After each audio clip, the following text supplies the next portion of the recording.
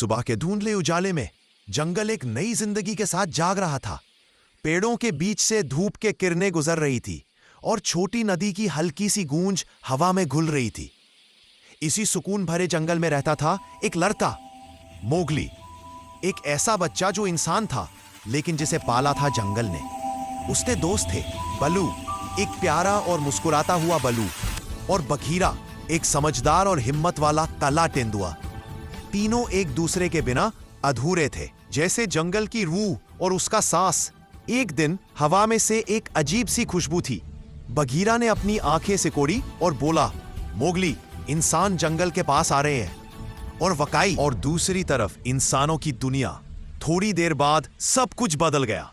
इंसानों ने जंगल में आग लगा दी, आसमान लाल हो गया, पेड़ चलने लगे और जानवर भागने लगे।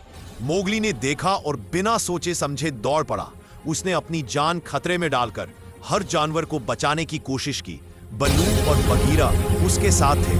तीनों ने मिलकर जंगल को बचाने के लिए लड़ाई की। आग के बीच मोगली इंसानों के पास गया और जोर से बोला, जंगल को जलाना मतलब है जिंदगी को खत्म करना। ये पेड़, ये जानवर, ये सब भी तुम्हारे जैसे जिंदा है। उसकी बात ने सबको हिला दिया। इंसान रुक गए और जंगल बच गया। सुबह हुई और जंगल फिर से हरी भरी सांस लेने लगा। मोगली एक पत्थर पर बैठा था, बलू और बघीरा उसके पास। वो मुस्कुराया, लेकिन इस बार उसकी मुस्कुराहट में समझ थी। उसने धीरे से कहा, अब मुझे पता है, मैं दोनों दुनियाओं का हिस्सा हूं, जंगल का भी और इंसानों का भी। और असली बहादुरी ताकत में नहीं होती, बल्कि सही फैसला लेने में होती है। हट।